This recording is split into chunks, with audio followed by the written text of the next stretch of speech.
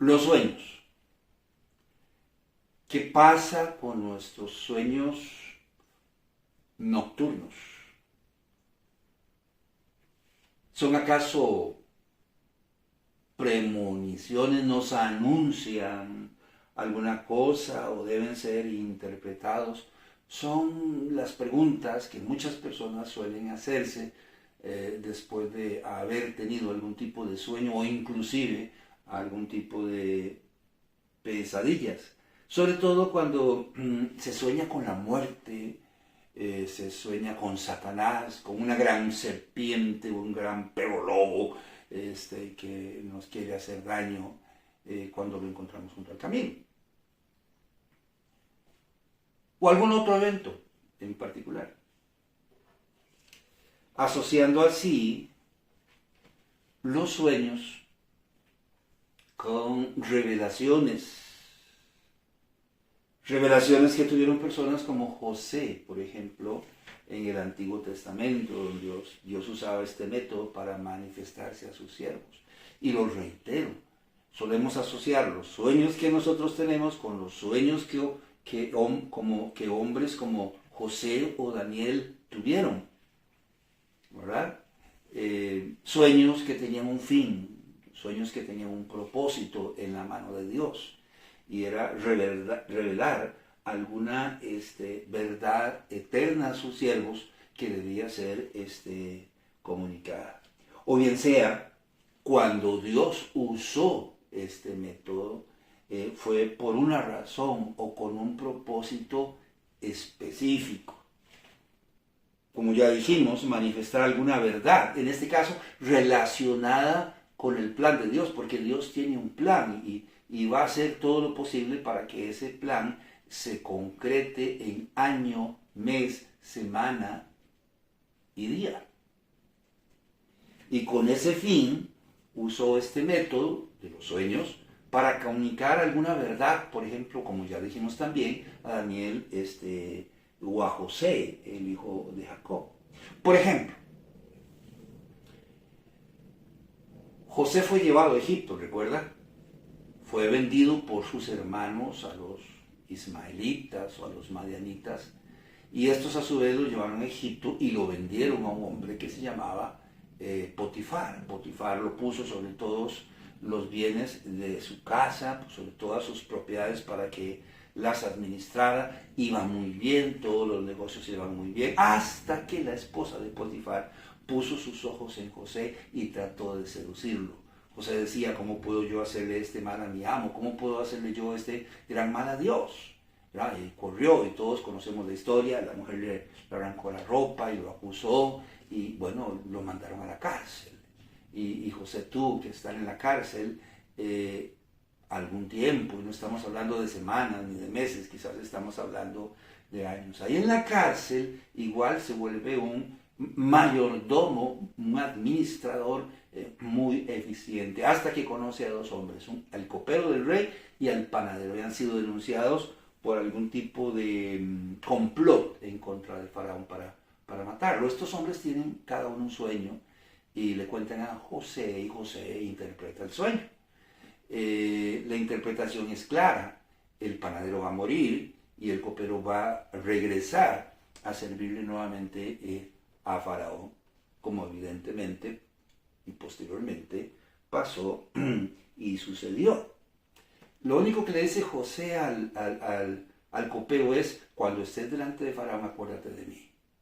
Y el copero se olvida. Pasan 2 años, más lo que ya había pasado en la cárcel. Entonces estamos hablando que José estuvo más de 2 años en la cárcel. Hasta que un día Faraón tiene un sueño y el copero le dice: yo he fallado en mis obligaciones y responsabilidades y mis compromisos, porque yo en la cárcel conocí un hombre así, así, así, así. Y dice: mañana lo va a llamar.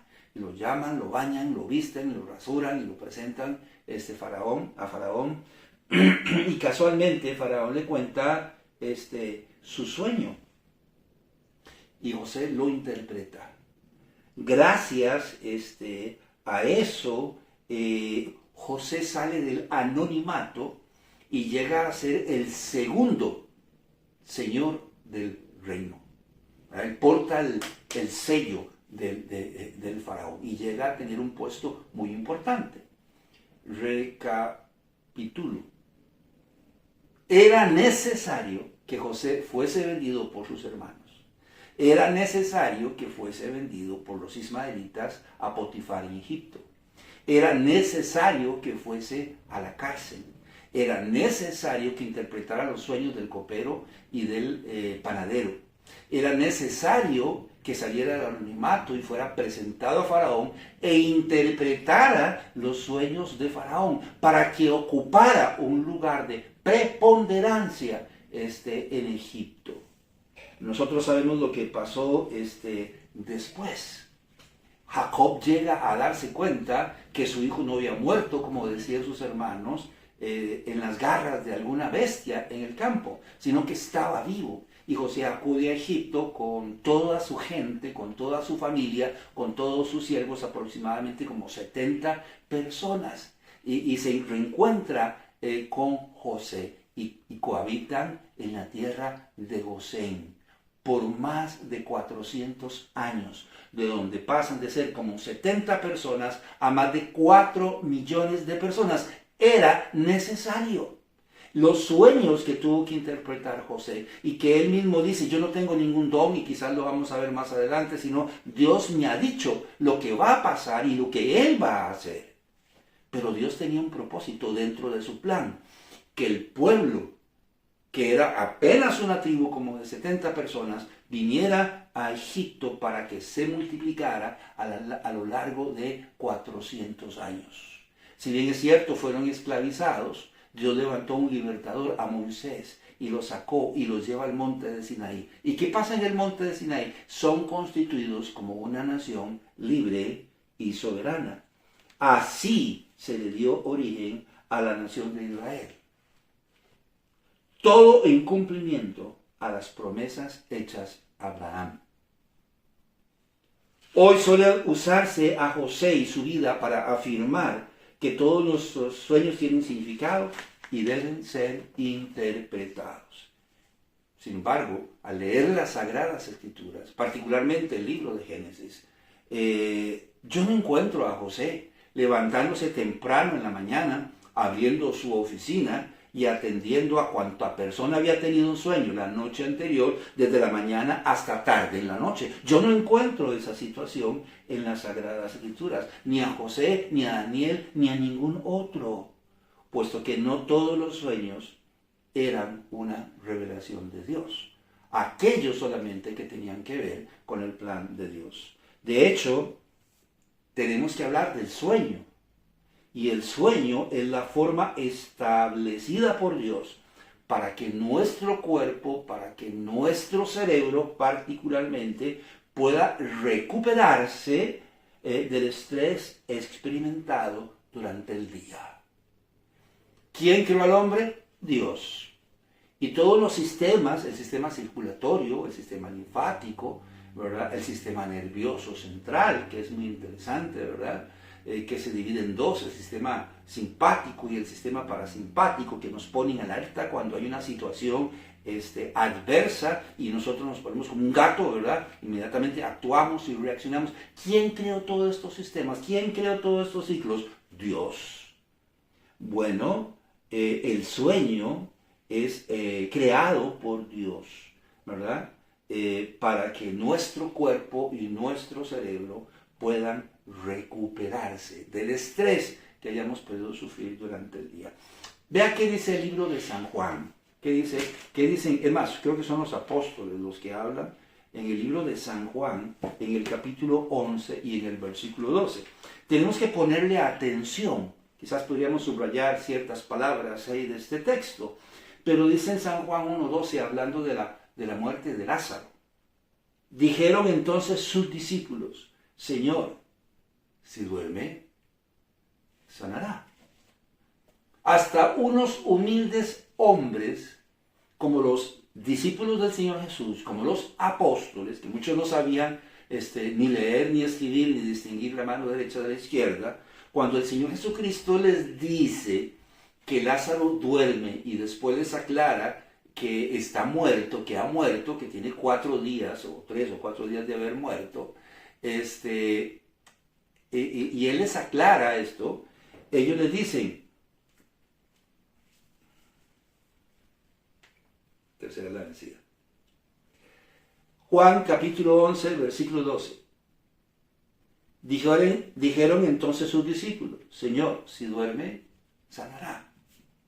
¿Qué es lo que había pasado? Lázaro había muerto.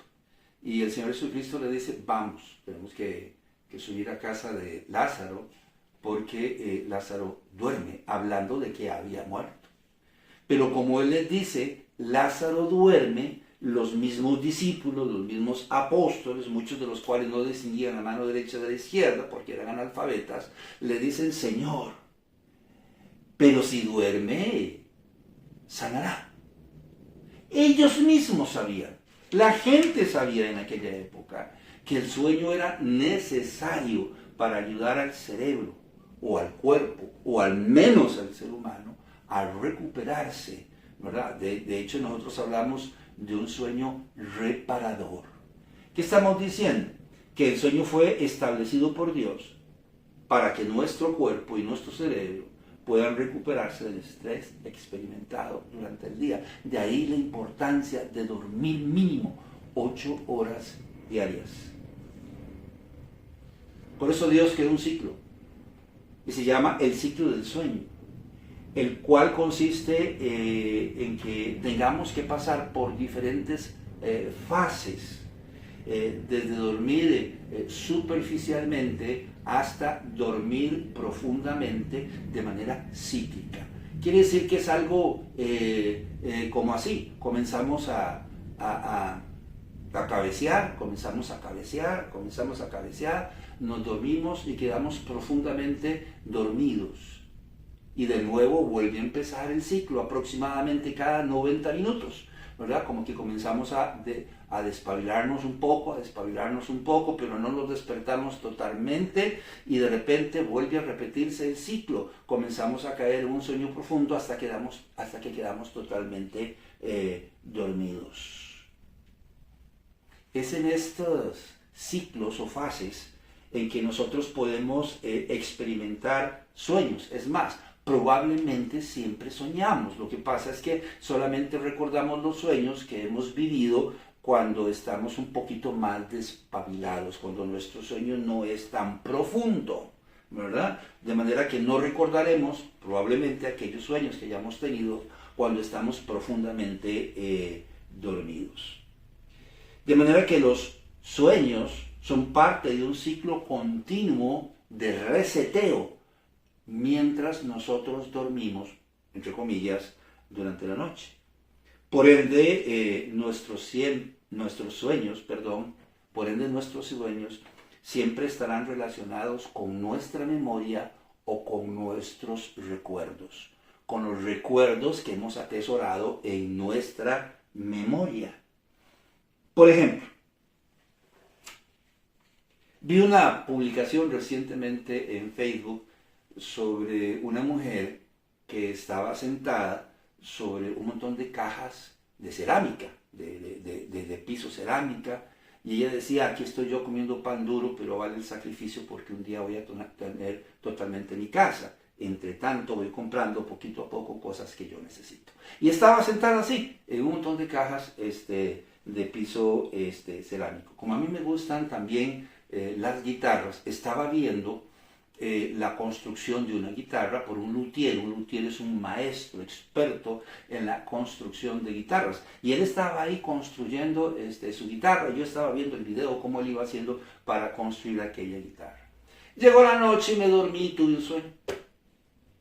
Adivine, me soñé que yo había construido una guitarra totalmente de piezas de cerámica, multicolor, así de pedacitos, ¿verdad?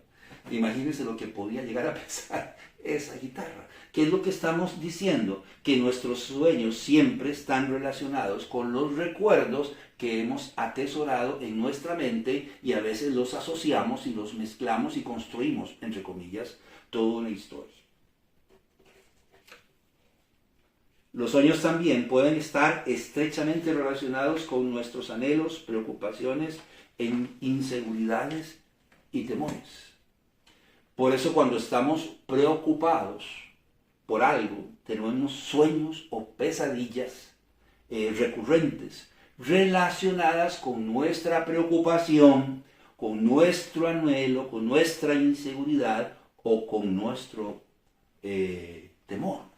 Y podemos llegar a soñar con cosas raras, con demonios, con serpientes o malas personas que nos quieren hacer daño. ¿Verdad? Cuando estamos preocupados con un hijo, entonces de repente tenemos un sueño y en nuestro sueño, no sé si se me ocurre decir, nuestro hijo tuvo un accidente, se quebró una uña, lo despidieron del trabajo, está enfermo en un hospital y de repente, porque estamos preocupados por un ser querido, soñamos que él está en tal o cual condición. Hay un caso en el libro de Mateo, en el capítulo 27, en el versículo 19. Mateo capítulo 27, versículo 19. Hablando de Pilato. Y estando él sentado en el tribunal, su mujer le mandó decir: no tengas nada que ver con este justo, porque hoy he padecido mucho en sueños por causa de él. Y la esposa de Pilato, cuando se da cuenta que el Señor Jesucristo está siendo juzgado por su esposo, tiene un sueño. Esta mujer que dícese, ¿verdad?, que era creyente, estaba preocupada por la vida de su aparente Señor. Y tiene un sueño en la noche y le manda a decir, un sueño recurrente que no le permitía dormir, que se volvía para un lado, que se volvía para el otro lado, y no le permitió dormir bien. Y que manda a decir a su esposo: mira, por favor, deje a ese hombre en paz. No se meta con él, porque he padecido mucho en sueños por causa de él. Estaba influyendo en su esposo, probablemente para que dejara ir al Señor Jesucristo. Entonces yo tengo una pregunta. ¿Era la voluntad de Dios que el Señor Jesús sufriera y muriera en la cruz del Calvario? Sí. Si era la voluntad de Dios que el Señor Jesús sufriera como Él sufrió y muriera en la cruz del Calvario, entonces el sueño de la esposa de Pilato, aparentemente siendo creyente, como dicen algunos, estaba relacionado con la preocupación por la vida del Señor Jesucristo, por la vida y la seguridad del Señor Jesucristo. Y en ninguna manera era una revelación de Dios. El mismo Señor Jesucristo le dijo al apóstol Pedro, cuando el apóstol Pedro le dice: Señor, ¿cómo vas a ir a Jerusalén? Mira cómo vas a permitir que te arresten, cómo vas a permitir que te hagan daño, cómo vas a morir en la cruz del Calvario. ¿Usted recuerda qué le dijo el Señor Jesucristo? Apártate de mí, Satanás. ¿Por qué? Porque él había venido a cumplir la voluntad de Dios, y la voluntad de Dios estaba relacionada con sus sufrimientos y con su muerte. De manera que el sueño recurrente de la esposa de Pilato no era una revelación de Dios, sino el resultado de una preocupación por la persona del Señor Jesucristo. Por lo tanto, los sueños, bajo ninguna circunstancia, son un asunto, son un anuncio o presagio sobre alguna situación en nuestra vida. Yo voy a serle sincero. Alguna vez en mi vida yo tuve un sueño muy particular. Yo me soñé que yo me iba a casar con Angelina Jolie. ¿Sí? Yo me soñé que yo me iba a casar con Angelina Jolie y que Angelina Jolie me besaba hasta los pies. Pero yo no me casé con Angelina Jolie. Los sueños pueden ser el resultado de los anhelos, de las preocupaciones, de los deseos o de los temores que nosotros podamos tener, porque están relacionados con nuestros recuerdos y están relacionados con nuestra memoria. Pero bajo ninguna circunstancia son un anuncio o un presagio sobre alguna situación en nuestra vida. Quiero aclararle, Angelina Jolie no sabe ni siquiera que yo existo. También soñé que era el más grande de todos los basquetbolistas. Pues para ser basquetbolista no soy tan pequeño, pero la verdad mido 1,86. Y si usted considera que hay basquetbolistas que miden 2,20, pues no soy así como que el más apto para jugar basquetbol. Pero bueno, yo tuve ese sueño. Quién sabe qué comí y tuve ese sueño que yo era el más grande de los basquetbolistas. Sin embargo, yo no nací para practicar el deporte. Yo tengo 2 pies izquierdos y 2 manos derechas. Entonces, ¿qué estamos tratando de decir una y otra vez? Que bajo ninguna circunstancia los sueños son un anuncio o un presagio sobre alguna situación en nuestra vida. Por lo tanto, debemos tener cuidado con lo que oímos, leemos y entendemos sobre los sueños. Mi mamá era muy creyencera. Le gustaba jugar chances y lotería, y de repente había, yo creo que les he contado, un vaso así de vidrio grande con una mata, que también se llamaba de lotería, y ella llegaba y examinaba las hojas a ver si podía distinguir algún número para comprarlo el fin de semana, a ver si se pegaba el gol. Pero yo recuerdo una vez que alguien había echado una moneda dentro de este tarro de vidrio. Yo creo que era un salón de belleza, no sé. Y de repente cuando ella ve, era una peseta. En una peseta era una moneda de 25 centavos. Y cuando ella vio, mire, ve a ver de cuánto es esa moneda. Ve a ver de cuánto es esa moneda. Es una peseta de 25 centavos. ¿Qué número cree que compró el fin de semana? Entonces era muy creyencera. Y yo siempre la escuchaba hablando acerca de los sueños y de lo que significaban los sueños. Si usted soñaba que había una boda y que alguien se estaba casando, pues alguien se iba a morir dentro de la familia. ¿Verdad? Inclusive yo recuerdo que yo le decía, vivíamos en una casa que era de limbo, entonces las ventanas llegaban como a esta altura. Uno se subía a la cama y ponía los brazos así en las ventanas y miraba para afuera. Cuando de repente veo yo un pájaro negro. ¿Cómo es que se llaman esos pájaros? Que hay aquí muchos un zanate, ¿verdad? Pero yo había escuchado hablar de un pájaro negro que se llamaba cuervo. Entonces cuando yo veo a este zanate, que también era negro y hacía muy feo, entonces yo salgo corriendo, mami, alguien se va a morir. Y me dice, ¿por qué? Porque hay un cuervo allá afuera en el palo de mango. Muchas veces nosotros crecemos en este ambiente. Yo doy gracias a Dios porque también crecí en un ambiente cristiano, en la iglesia, en la escuela dominical. Me enseñaron la palabra de Dios y supe procesar todas estas cosas, pero mi mamá no. Ella había crecido en un entorno de superstición y nos hizo crecer a nosotros también en un entorno de superstición. La única diferencia es que gracias a que me enseñaron la palabra de Dios, yo procesé todo esto. Entonces tenemos que tener mucho cuidado, ¿verdad? Con lo que oímos, con lo que leemos o entendemos sobre los sueños. Por ejemplo, no existe en el Nuevo Testamento, y se lo digo con toda franqueza, un don de interpretación de sueños. Dígame un texto en el Nuevo Testamento que hable sobre los dones espirituales y diga que existe un don de interpretación de sueños. Yo he escuchado personas que me han dicho, hermano, es que mi don, ¿verdad? Mi don es manejar carro. Entonces yo con mucho gusto presto mis servicios para manejar algún carro, alguna microbús, si necesitan ir a algún lado, porque ese es mi don. Oiga, me va a tener que ir al Ministerio de Obras Públicas y Transportes cuando saca su licencia y decirle que lo eximan de todos los exámenes, porque su don es manejar un vehículo. Cuidado si confundimos la palabra don con la palabra carisma, ¿verdad? Y así la gente se ha inventado dones donde no existen.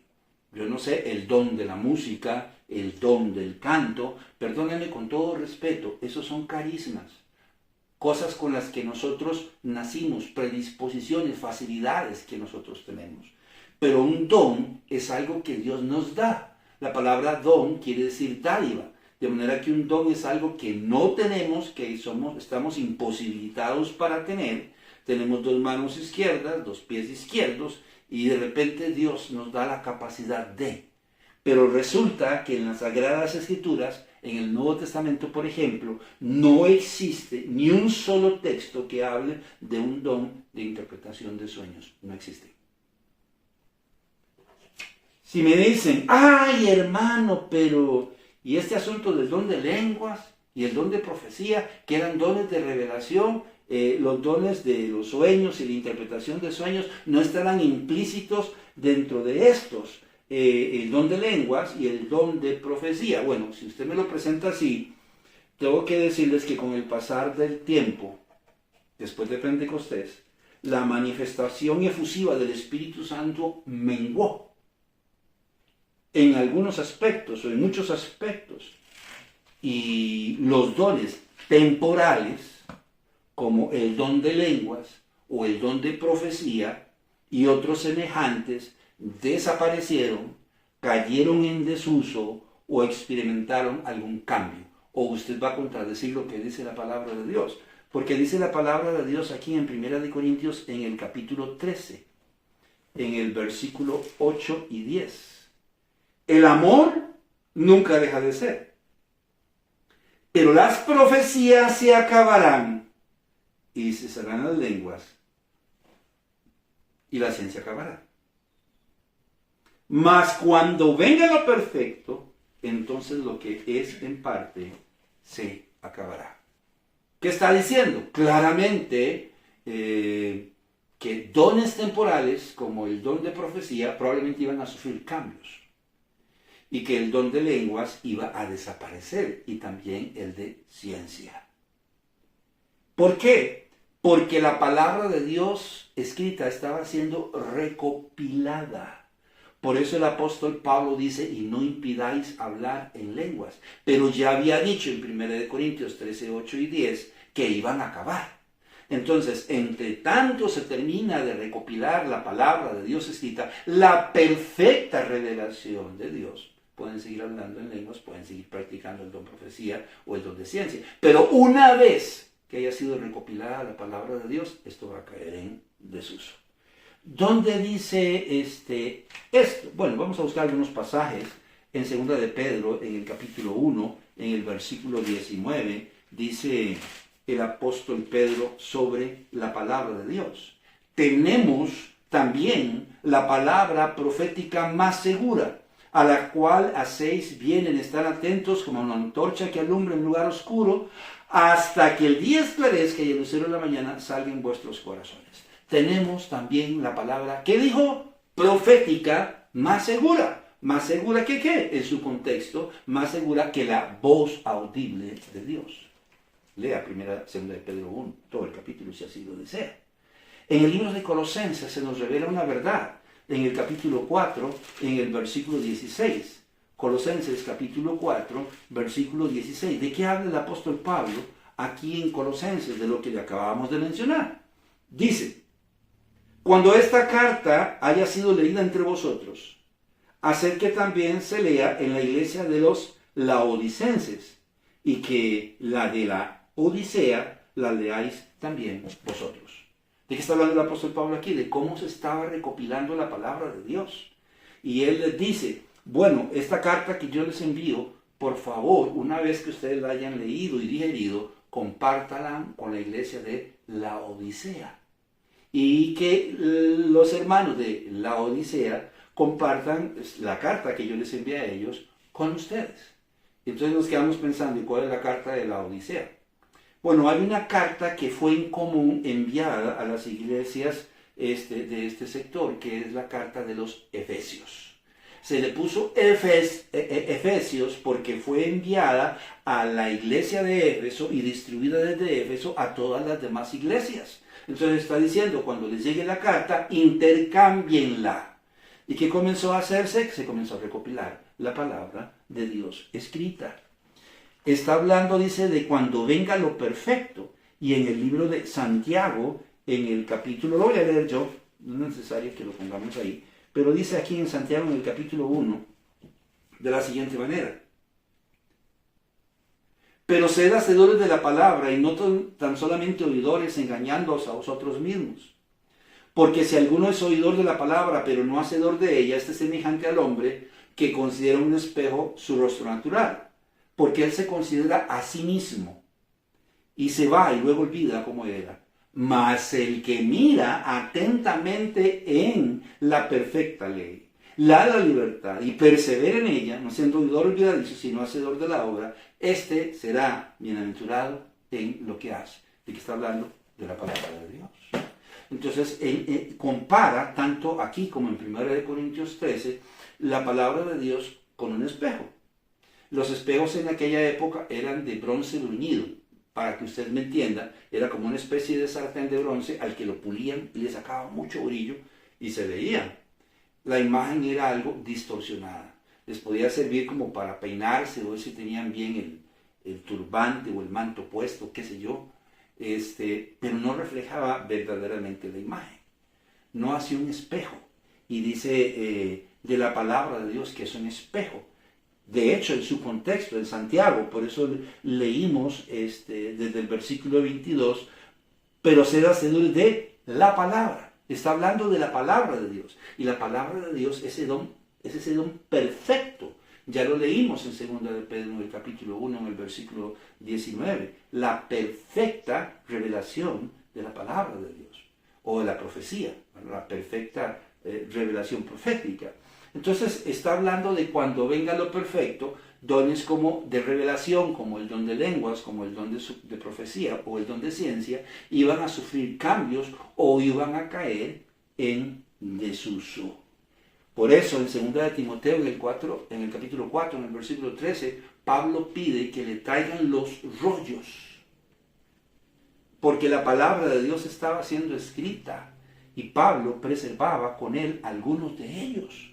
Y les dice, yo estoy en la cárcel, pero tráigame los rollos, ¿verdad? Porque la palabra de Dios estaba siendo escrita. Por eso dice, no impidáis en las lenguas. Pero una vez que la palabra de Dios fuera escrita o estuviera recopilada, entonces estos dones caerían en desuso. De hecho, para el siglo I no hay evidencia de que alguna iglesia practicara estos dones, ¿verdad? O dependiera de un pseudo don de interpretación de sueños, el cual, como ya dijimos, nunca existió, no al menos en el Nuevo Testamento. Ay, hermano, pero en el Antiguo Testamento, hombres como José o Daniel manifestaron no tener ningún don. Que era Dios quien les revelaba las cosas. Vaya conmigo al libro de Génesis, al capítulo 41, al versículo 16 y 25. Génesis 41. José es llamado ante Faraón.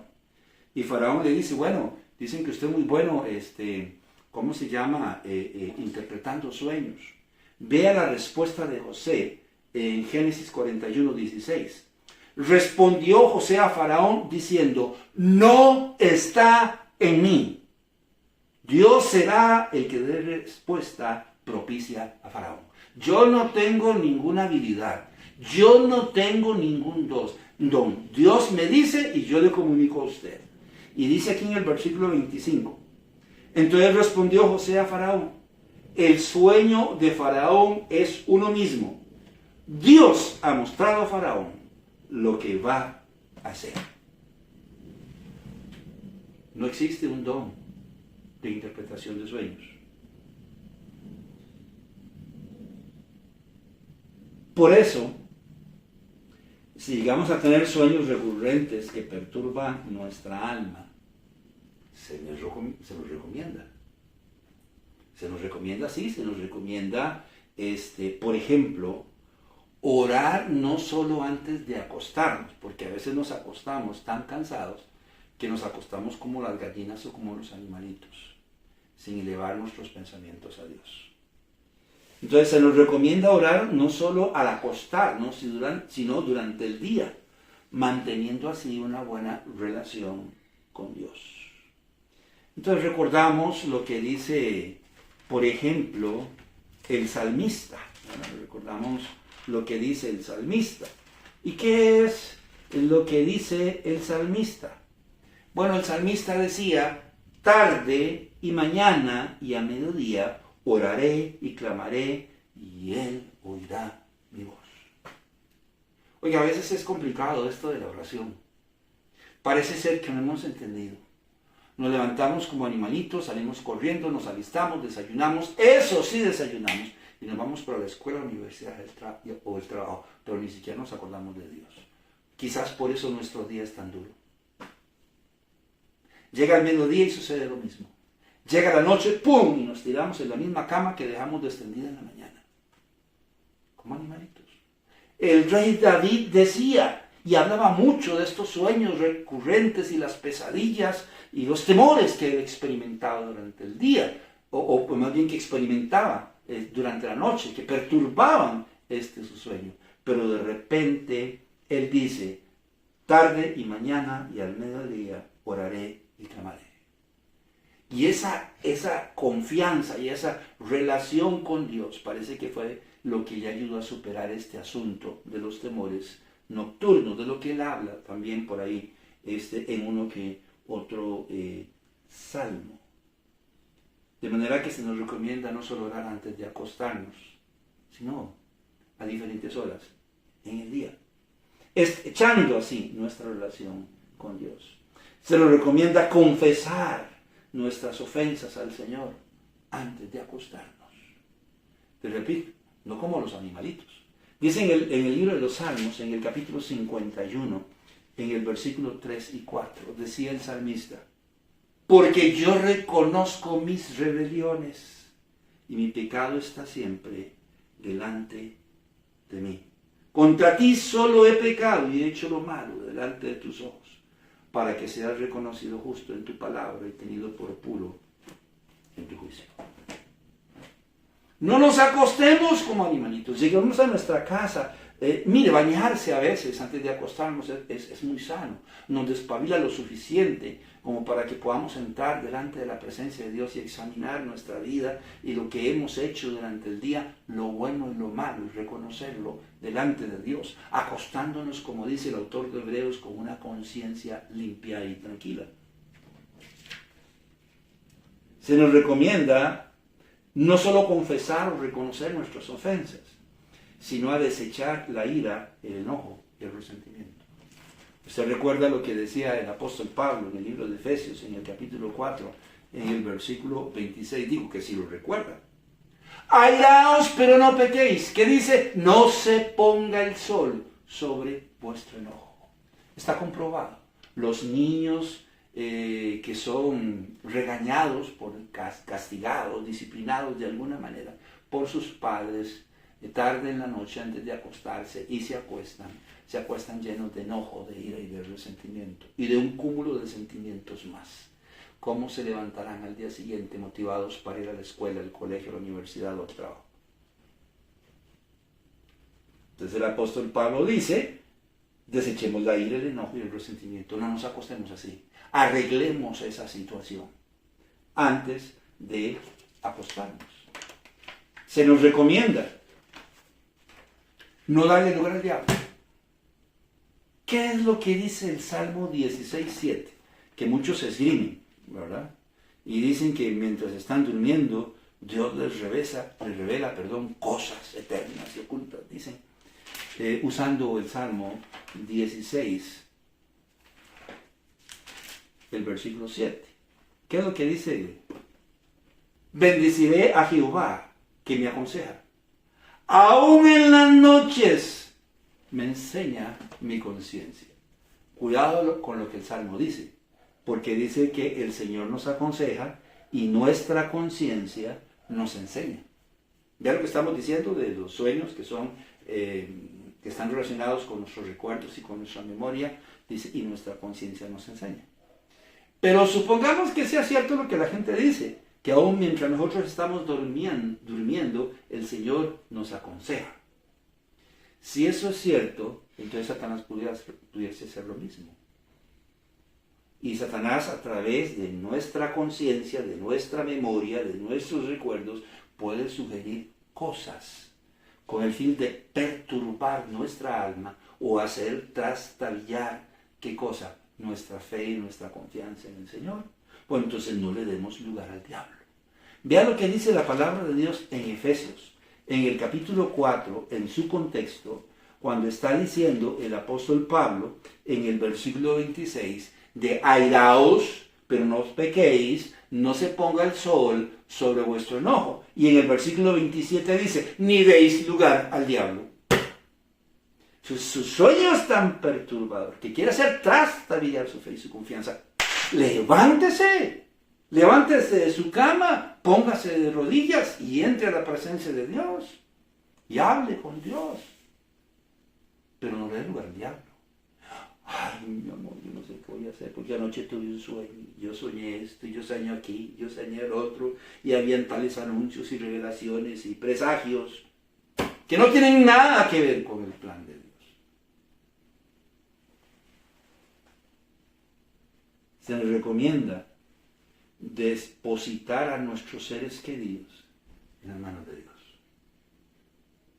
A su esposo, a su esposa, a sus hijos, a su padre, a su madre, a sus seres queridos. Algo le está pasando a mi hijo. Levántese y ore por él. Pero no le dé lugar al diablo. Es lo que dice Pablo en Efesios 6:18, que debemos orar por todos los santos.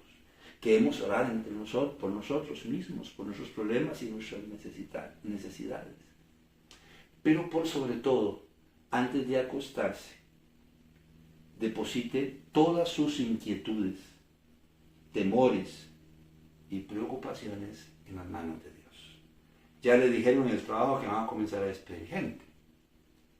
Usted sabe que no ha podido pagar la hipoteca y que debe 2 o 3 meses y ahorita lo pasan a cobro administrativo y después a cobro judicial. Usted lo sabe. Le salieron unas pelotitas aquí en los senos.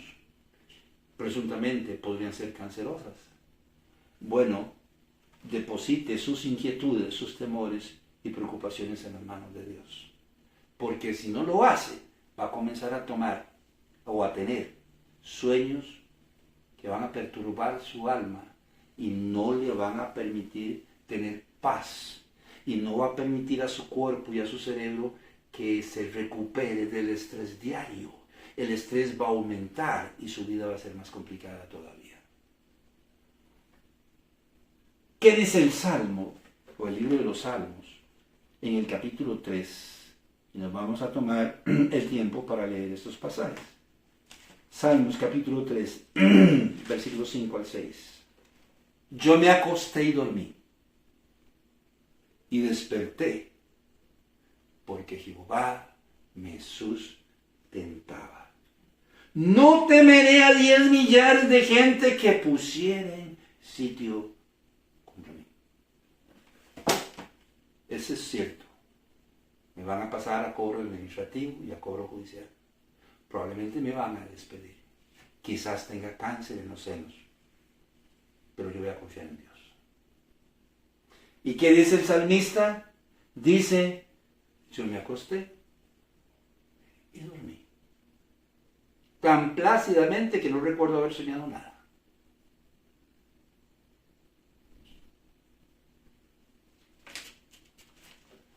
En el capítulo 4 sigue con el tema y dice, en paz me acostaré y asimismo dormiré. ¿Por qué? Porque solo tú, Jehová, me haces vivir confiado.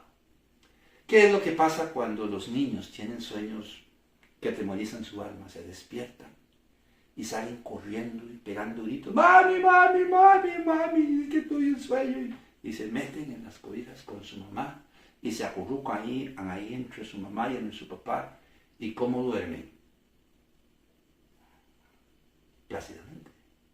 Pues eso es lo que está diciendo el salmista. En paz me acostaré y asimismo dormiré. Y ahí en el regazo del Señor. Porque solo tú, Jehová, me haces vivir confiado.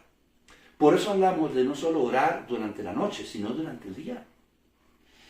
En paz me acostaré y asimismo dormiré, porque solo tú, Jehová, me haces vivir confiado. Y en Primera de Pedro, en el capítulo 5, en el versículo 7, el apóstol Pedro, experimentado, seguro no durmió muchas noches después de haber negado al Señor 3 veces. Pero el apóstol Pedro, en Primera de Pedro, en el capítulo 5, en el versículo 7, dice, echad vuestra ansiedad sobre él. qué es lo que está pasando en nuestra vida. ¿A quién estamos oyendo nosotros? ¿A quién le estamos poniendo atención? ¿Quién está atizando el fuego en nuestra mente y en nuestro corazón? El diablo. Pues entonces siga soñando así y siga teniendo las pesadillas que está teniendo. Pero dice la palabra de Dios, es normal soñar. Porque nuestros sueños están relacionados con nuestros recuerdos y nuestra memoria. ¿Quién quiere que duerma? Dios. ¿Quién quiere que no duerma? Satanás. Usted sabe que está comprobado, y no quería yo hablar de ese tema, de lo que puede causar la falta de sueño. Entre otras cosas, puede causar enfermedades como la diabetes, la presión alta, problemas del corazón, entre otros. Va a aumentar el estrés, le va a producir insomnio, dolores corporales en todo su cuerpo, valga la redundancia, pero va a producir irritabilidad. Y vas a tratar mal a tu esposa, y vas a tratar mal a tu esposo, y vas a tratar mal a tus hijos y a tus compañeros de trabajo y a tus vecinos y cuanta persona usted se encuentra en la calle. ¿Eso es lo que Dios quiere? No. ¿Quién quiere eso? El diablo. Entonces o le damos lugar a Dios o le damos lugar al diablo. Por eso se nos recomienda confiar en el Señor. Y algo muy importante, guardar su palabra. Yo voy a leer un proverbio, me llama mucho la atención este proverbio, Proverbios en el capítulo 3, en el versículo 21 al 24, yo se lo voy a leer.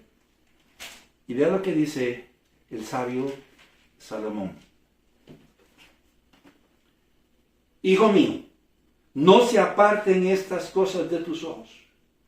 Guarda la ley y el consejo, y serán vida a tu alma y gracia a tu cuello.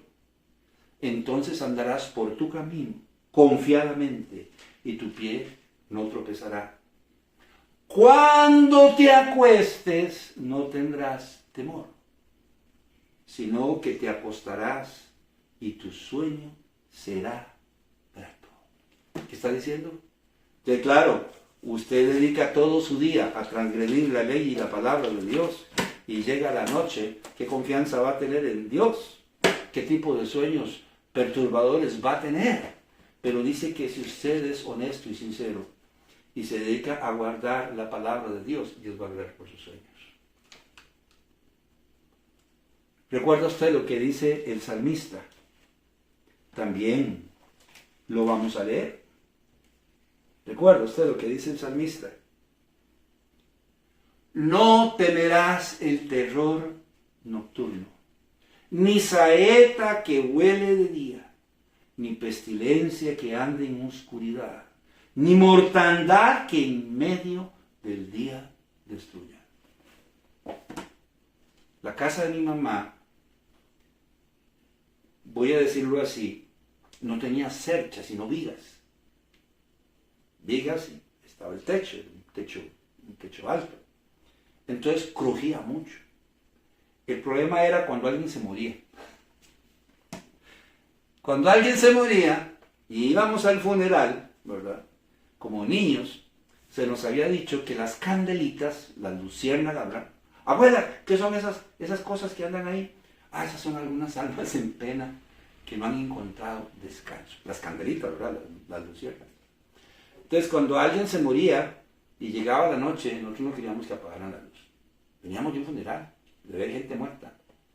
Y de repente, las vigas estas que yo les digo, el techo de la casa de mi mamá, ¡crac, crac! Y uno decía, por ahí a andar fulano. Viene a darme las patas. Ojalá echar una candelita, ¿verdad? A la casa. Eso era peor. Eso era por Dios, no importa. Eso era peor. Pero ¿qué dice aquí la promesa?